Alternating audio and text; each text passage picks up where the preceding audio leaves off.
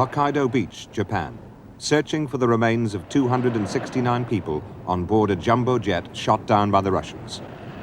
Officially, KAL-007 strayed off course, but a year later, a more sinister theory gained support that the plane was spying for the Americans. In that terrible foul-up, we then managed to spawn one of the greatest intelligence bonanzas in 30 years.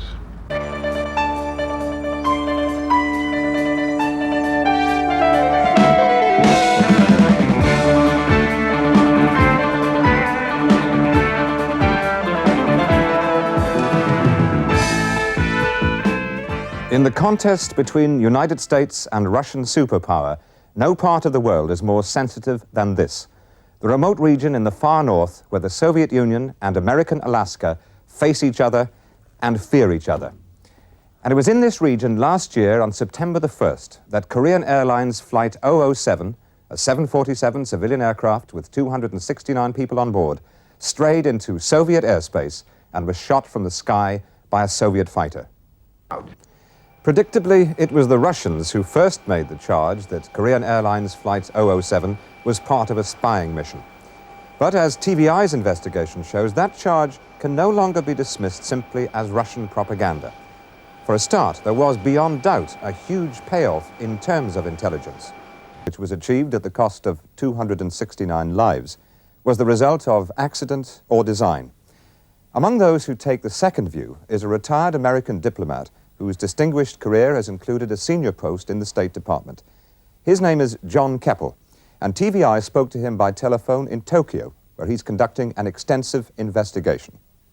If you look at the mechanics of the flight, you cannot believe that it was not intentional. So there is some kind of a stretching of the mind, because it's incredible to use a full airplane full of innocent people who paid their money and wanted to go somewhere. But I can't personally believe that the flight was not intentional. So the unthinkable, that lives were deliberately put at risk and lost, is being thought and spoken. Suspicion begins at the point where Korean Airlines 007 began its fatal journey, bound for Seoul in South Korea from Anchorage, Alaska. From the start, 007 was not following Romeo 20. Within 10 minutes of takeoff, Anchorage radar showed it 6 nautical miles north of its course.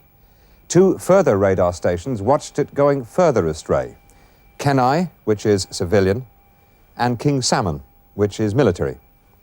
By the time that it left the mainland, 50 minutes into its flight, it was 12 miles off course. An hour and a half later, it was to cross into Soviet airspace. But how, in this age of electronic precision, could that have happened? In the small hours of September the 1st, the wayward KAL-007 was in fact approaching the Kamchatka Peninsula, by now well over 100 miles off course.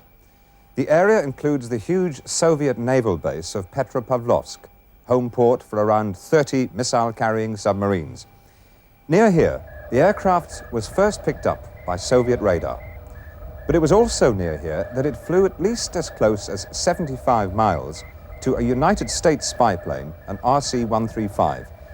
The presence of the 135 in the area was admitted by the United States, who, however, played down any connection with the fate of 007. So, from what we've learned, the base at Shemya should have been aware of KAL-007's journey to disaster.